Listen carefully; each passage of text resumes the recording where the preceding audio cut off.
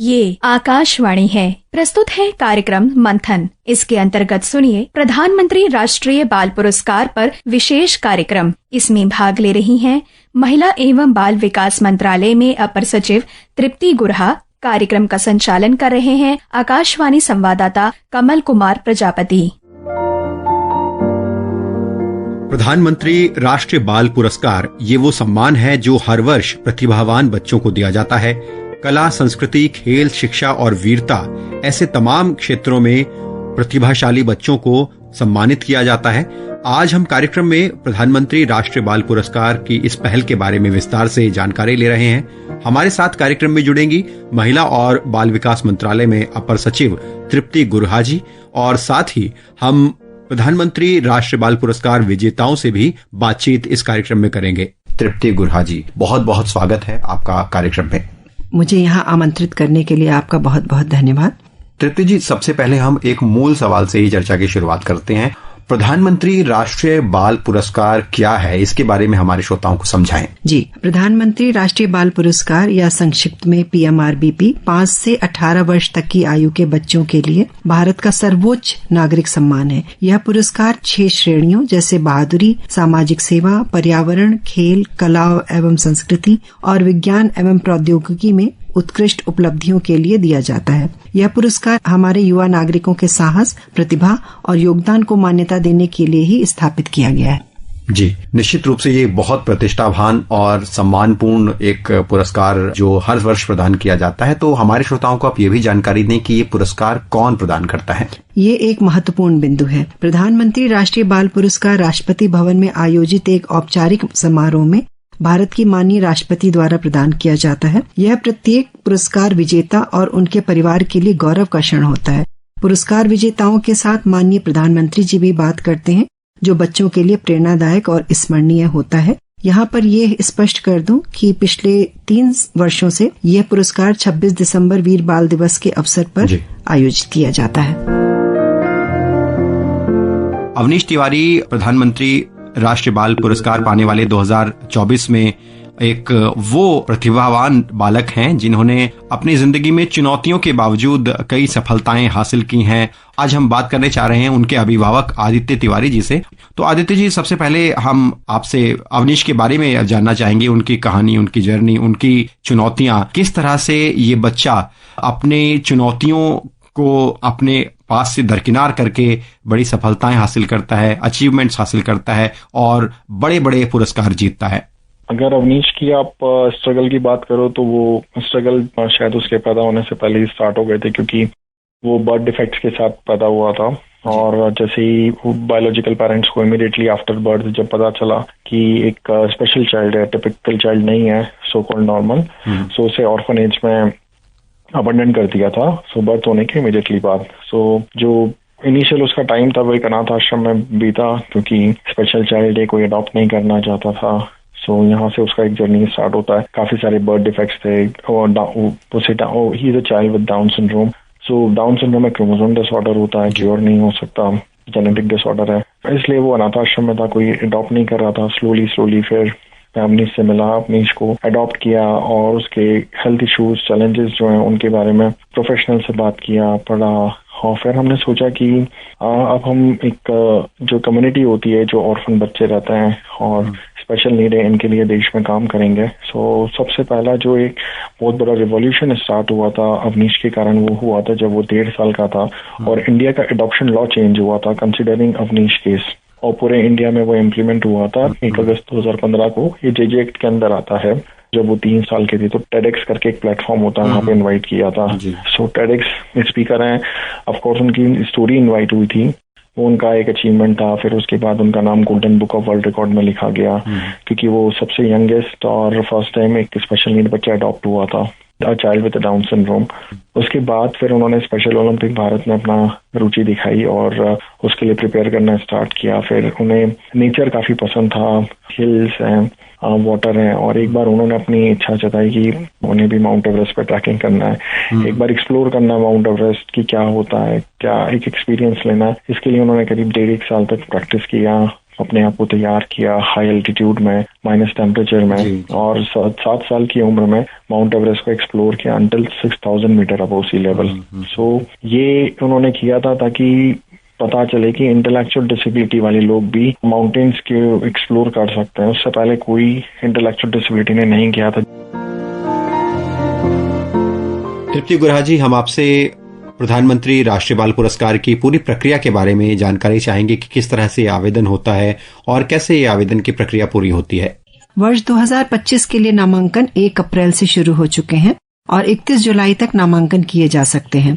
यह प्रक्रिया राष्ट्रीय पुरस्कार पोर्टल awards.gov.in के माध्यम से पूरी तरह ऑनलाइन है। कोई भी व्यक्ति या संस्था किसी बच्चे को नामांकित कर सकती है और बच्चे स्वयं भी अपना नामांकन कर सकते हैं। तो पूरी एक विस्तृत हम आपसे एक जानकारी भी चाहेंगे इस प्रक्रिया के बारे में इस वर्ष। आवेदन करने के लिए आवेदकों को पहले अपना नाम, अंतिम नाम, जन्म तिथि, आवेदक का प्रकार जैसे व्यक्तिगत या संगठन, मोबाइल नंबर, ईमेल आईडी, आधार नंबर जैसे विवरण और कैप्चा सत्यापन करके पोर्टल पर पंजीकरण या लॉगिन करना होगा। पंजीकरण के पश्चात उन्हें चल रहे नामांकन अनुभाग के अंतर्गत प्रधानमंत्री राष्ट्रीय बाल पुरस्कार 2025 का चयन करना चाहिए और नामांकन अभी आवेदन करें पर क्लिक करना चाहिए।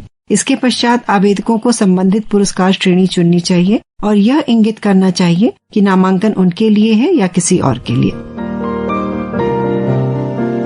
प्रधानमंत्री राष्ट्रीय बाल पुरस्कार की एक और हम विनर या विजेता से मिलते हैं, खुशी पटेल से। खुशी ने 2021 में इस सम्मान की जो वो हकदार बनी थी वो स्पोर्ट्स कैटेगरी थी, यानी खेल में उन्होंने अपनी प्रतिभा का लोहा मनवाया है। देश में और अंतर्राष्ट्रीय स्तर पर उन्होंने रोलर स्केटिंग में अपनी प्रतिभा का झंडा फहराया है।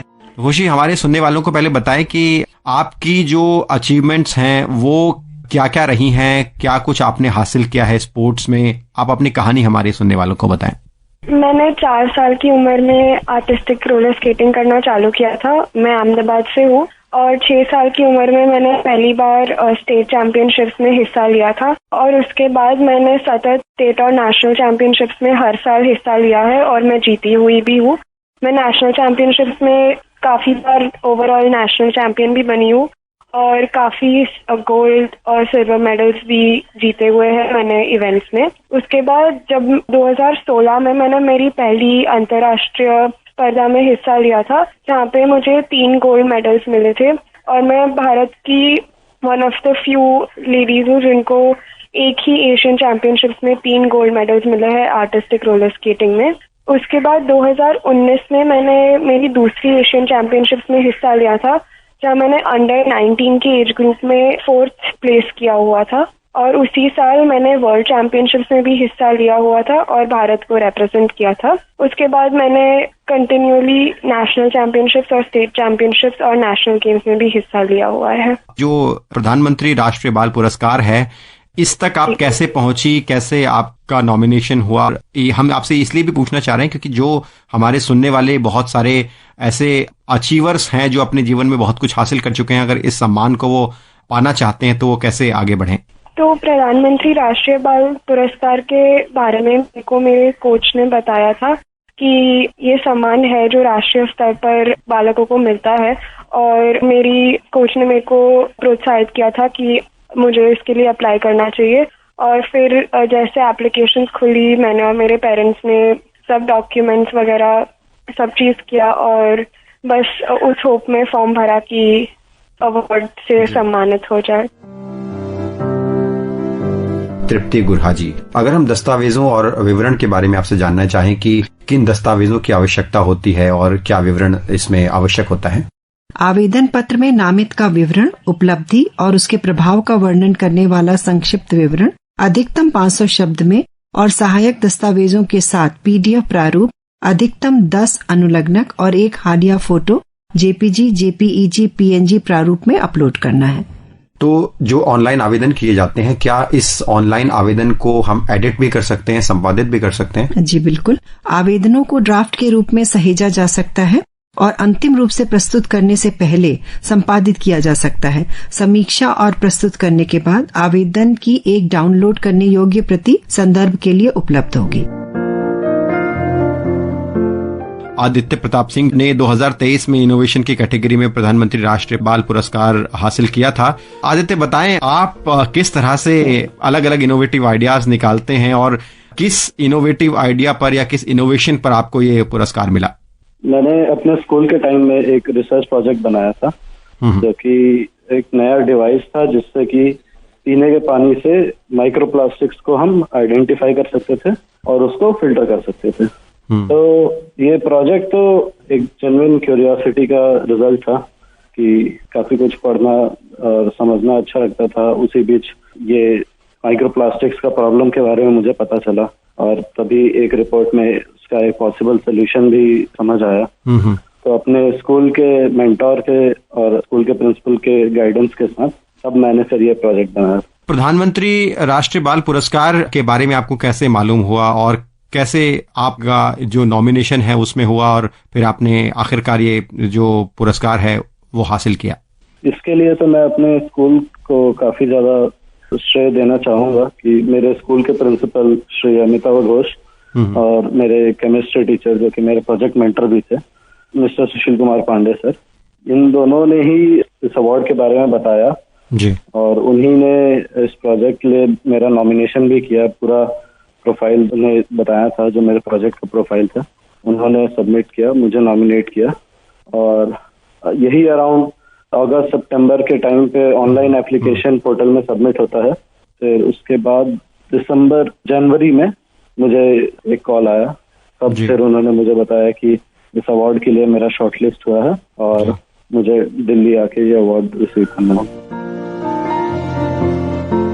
प्रधानमंत्री राष्ट्रीय बाल पुरस्कार विजेता रोहन रामचंद्रन हमारे साथ जुड़े हैं। आइए उनसे सीधे बात करते हैं। अपनी इंस्पायरिंग कहानी बताएं कि किस आपकी बहादुरी की बदौलत आपको ये सम्मान हासिल हुआ है। महिला की जान मैंने 2021 में बचाई थी। मेरे गांव से गुजरने वाली डोमरी नामक नदी को बाढ़ आई थी। उस समय ज्यादा बारिश के वजह से सितंबर 2021 में बाढ़ आई थी। उस समय मैं गाड़ी धोने के लिए नदी किनारे गया था और गांव के नदी किनारे कुछ महिलाएं कपड़े धो रही थी। मैं किनारे गाड़ी धो रहा था। एक समय एक महिला का पैर फिसलने के कारण वो अचानक पानी में गिरकर पानी के साथ बाढ़ में बहने लगी। तभी मैंने देखते ही एक क्षण का विलंब न करते हुए पानी में छलांग लगाई और उन्हें खींचते खींचते तैरते हुए नदी के किनारे ले आया। तृप्ति गुरहा जी, क्या कोई भी नागरिक इस पुरस्कार के लिए आवेदन कर सकता है? जी बिल्कुल। आम जनता के अलावा हम केंद्रीय और राज्य मंत्रालयों, राज्यपालों, मुख्यमंत्रियों, सांसदों, जिला कलेक्टरों और स्कूलों से भी नामांकन आमंत्रित करते हैं। स्कूलों में केंद्रीय विद्यालय संगठन और नवोदय विद्यालय समिति शामिल है। यह व्यापक और समावेशी पहुंच सुनिश्चित करने के लिए है।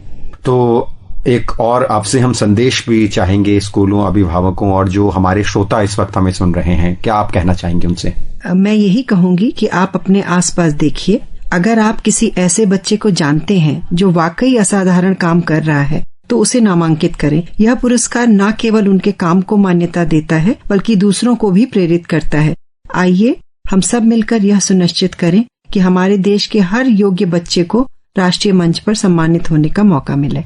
आप हमसे जुड़ी और इतनी विशेष और बहुमूल्य जानकारी आपने इस प्रधानमंत्री राष्ट्रीय बाल पुरस्कार के संबंध में हमारे साथ साझा की और निश्चित रूप से हम उम्मीद करते हैं कि आने वाले समय में इस पुरस्कार के लिए जो हमारे श्रोता सुन रहे हैं वो भी आवेदन करेंगे और आवेदन की संख्या और बढ़ेगी। बहुत बहुत धन्यवाद स्टूडियो में आने के लिए। धन्यवाद। हम भारत के उपलब्धि प्राप्त करने वाले युवाओं की प्रतिभा को मान्यता देने के लिए तत्पर हैं। अभी आप सुन रहे थे प्रधानमंत्री राष्ट्रीय बाल पुरस्कार पर विशेष कार्यक्रम। इसमें भाग ले रही थी महिला एवं बाल विकास मंत्रालय में अपर सचिव तृप्ति गुरहा। कार्यक्रम का संचालन कर रहे थे आकाशवाणी संवाददाता कमल कुमार प्रजापति।